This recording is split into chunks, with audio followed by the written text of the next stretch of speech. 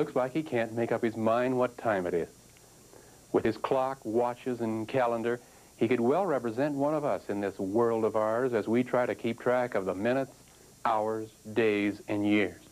And the problem is, of course, there is nothing so constant as time. It keeps ticking away every second, every minute. We can never slow it down or make it stop. Even to relive an hour or a day. Or can we? Suppose we could fly in a jet faster than what the sun appears to be traveling across the sky, always keeping ahead of it as we would fly west around the earth. Could we make time stand still so that we would not grow any older? Or better yet, could we go back in time to relive our younger days once more? Interesting questions, aren't they? Perhaps together we can find some answers for them. This fellow seems to have found an answer, at least to waking up in the morning. He does what a lot of us do. Use an alarm on a clock to alert our ears and tell our brain, hey, it's time to get up. But who is telling the clock what time it is? Who is telling the watch on your wrist or the clock on the wall what time it should be? You and I don't, but we are told by somebody somewhere. No, it's not this fellow, although he does have the right idea and is suggesting that you watch what he's watching, the motions of our Earth as it moves in space around our Mr. Sun. For here is the real beginning of what we call time in our world.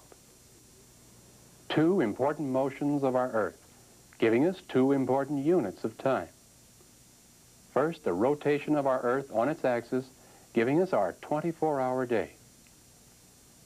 Secondly, our Earth revolving about Mr. Sun, giving us our year of 365 1/4 days. But what about that extra quarter of a day? Simple enough solution.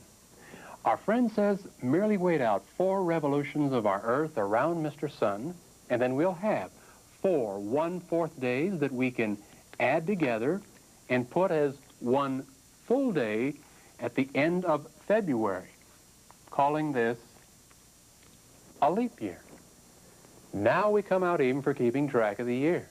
The only trouble is we're 4 years older, and we still haven't been able to stop Father Time. In fact, we keep getting older each day. Every time the Earth rotates once on its axis, we've added 24 hours to our lives. Starting from what hour? When does our new day begin?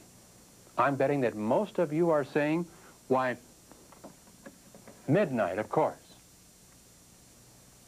1 second after midnight begins a new day.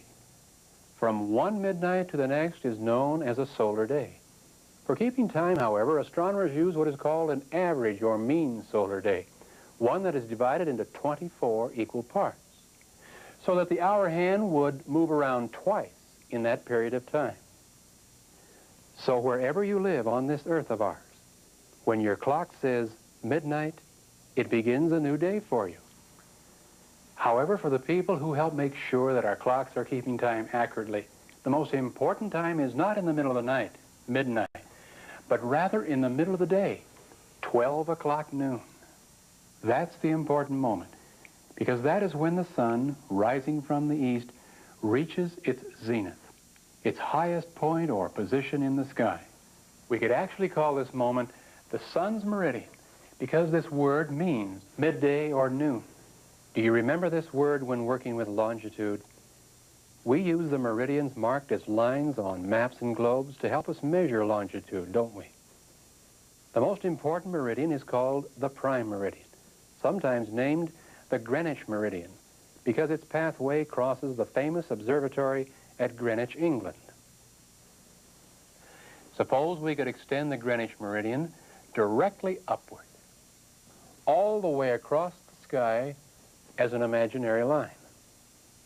Then the moment that the sun crosses this meridian, we would know that the sun is at its highest point or zenith, and that it is exactly 12 o'clock noon everywhere along the Greenwich meridian.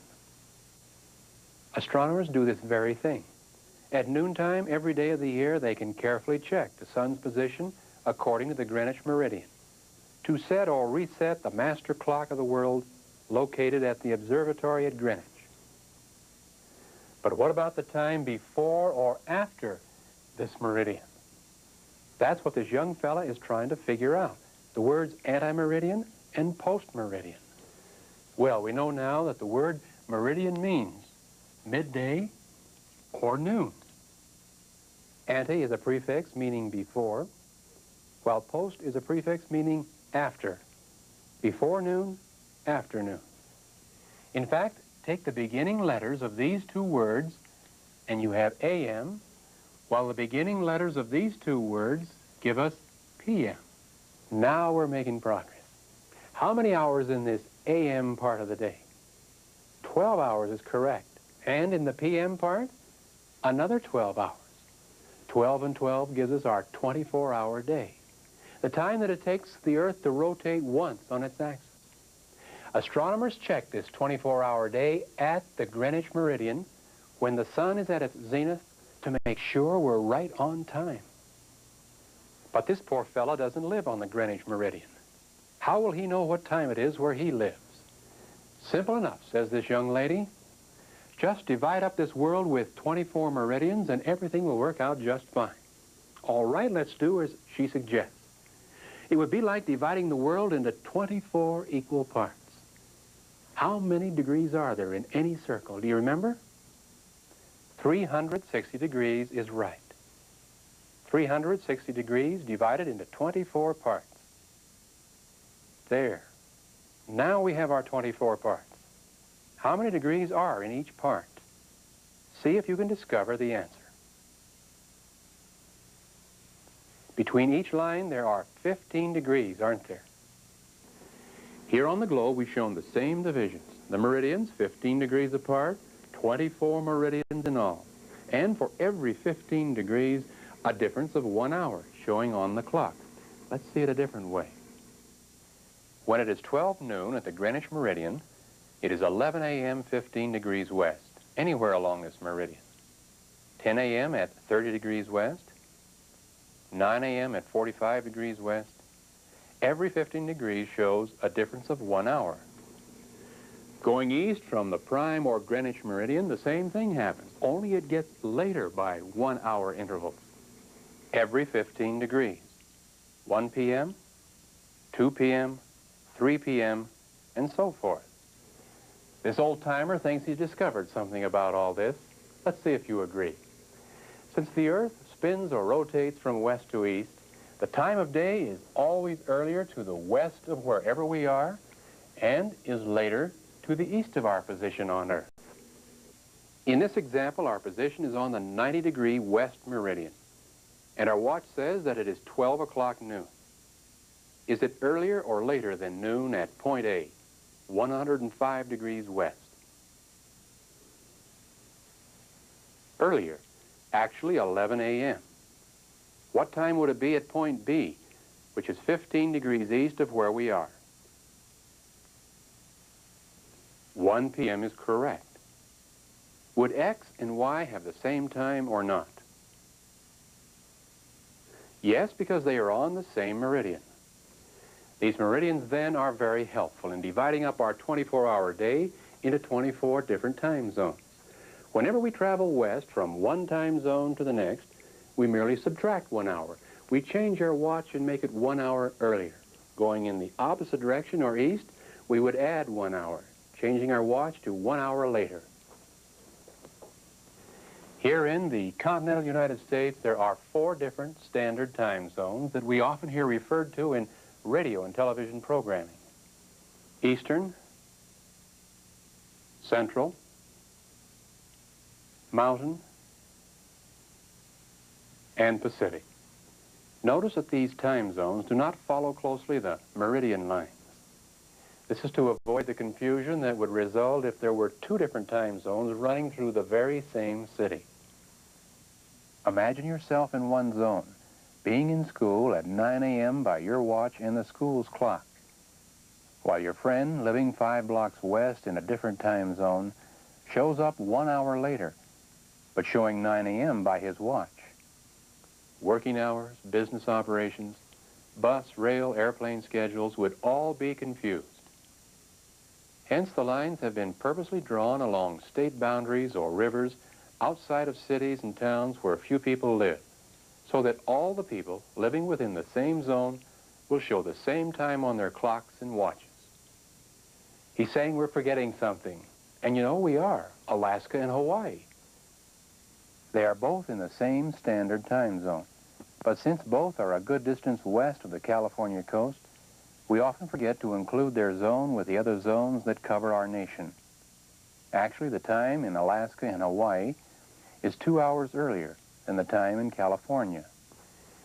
If we keep going west from one time zone to the next, will the time keep getting earlier and earlier? Only up to a certain point. Or more correctly, only up to a certain line. A very important imaginary line that this person wants to bring to our attention. Because somewhere in one of the 24 time zones, there has to be a place that we begin a new day. And here it is, out in the middle of the Pacific Ocean, on the 180th degree meridian, halfway around the world from the Greenwich meridian. It even has an important sounding name, International Dateline. The word international is used because all the nations agree to use this imaginary line as the starting place for beginning a new day. How does it work? Well, suppose that it's Monday, 9 a.m. as we approach the date line by airplane or by ship. As soon as we cross the line, a new day begins. Not a new hour, but a new day. It was Monday, now it has suddenly become Tuesday. Same hour, 9 a.m. In other words, there is no hourly change in crossing the date line, only a change in the day. If you're traveling west, 1 day later. If you're traveling east, 1 day earlier. You think you got the concept? Let's see. Suppose your ship is at point B, Thursday, 3 p.m. What time and day is it at point A? Friday, 3 p.m. is right. A little practice with the date line and you'll catch on quickly. Find it here on your globe and trace its pathway over the surface. You'll notice that at several places, the date line cuts around island groups that happen to be directly in its pathway. This helps prevent having two different days being lived through at the very same time on the very same island, which of course would be very confusing to the islanders. Can we make time stand still or outrun it? No, time is relative to whatever we're doing and wherever we are on the surface of the earth.